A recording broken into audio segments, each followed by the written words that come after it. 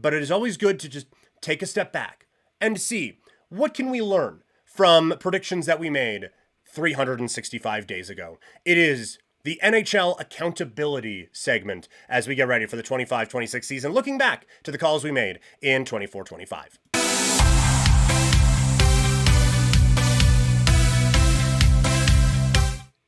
Looking at the predictions that I made going into the 24-25 NHL season to see what we can learn coming out of it. Let's start, not going to go through every team. I kind of like just going through who we picked as overvalued and undervalued. So let's do that. Let's start with the overvalued. And the first one was a big swing and a miss. I had the Calgary Flames as my most overvalued team in the NHL at 80.5 points. Maybe missed on that one. That maybe was a tactical error on my behalf. Oops. Because they came within an eyelash of making it into the postseason last year. Had the most points that any team has ever had while not making the playoffs.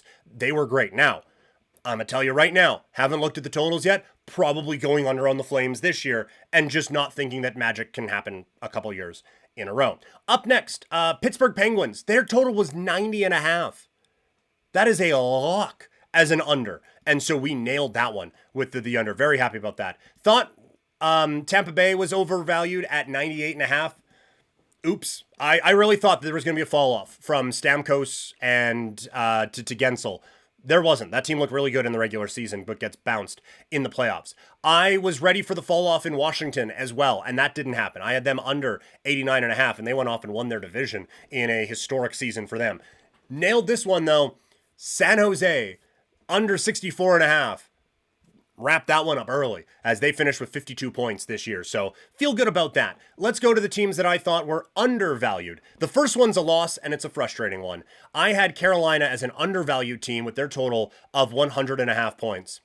They finished with 99. We couldn't get one more win at any point in there. Hey, but I still feel good about that call. Dallas as an undervalued team at 103.5. Nailed that one. I don't know if I thought that they would get there by trading for one of the best players in the sport in Mikko Rantanen, but still able to crush that. Feel pretty good about it. This call was the most profitable one that we had last season. It was Montreal hitting at over 76.5. We had them to make the playoffs, and they were able to find their way home with that, with an exciting young core, and one that I'm excited about going into next year as well. Another loss, though, was Seattle. Thought that they could take a bit of a step at 87.5, and thought Winnipeg could get there with 95.5, and they end up winning the President's Trophy. So, nailed it on a few, didn't on a couple others as well. Looks like we went 500 on overvalued and undervalued from a season ago. So what lessons can we take from this? I do think overreacting to off-season moves.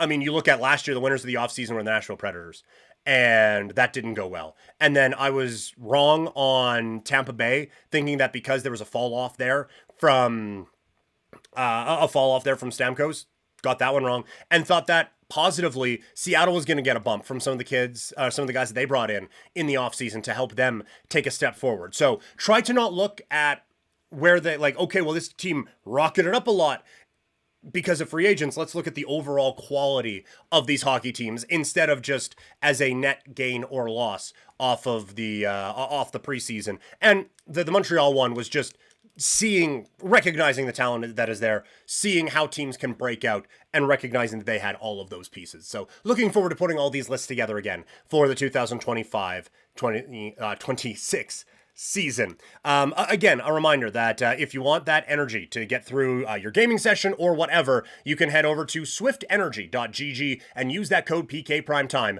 for 25% off.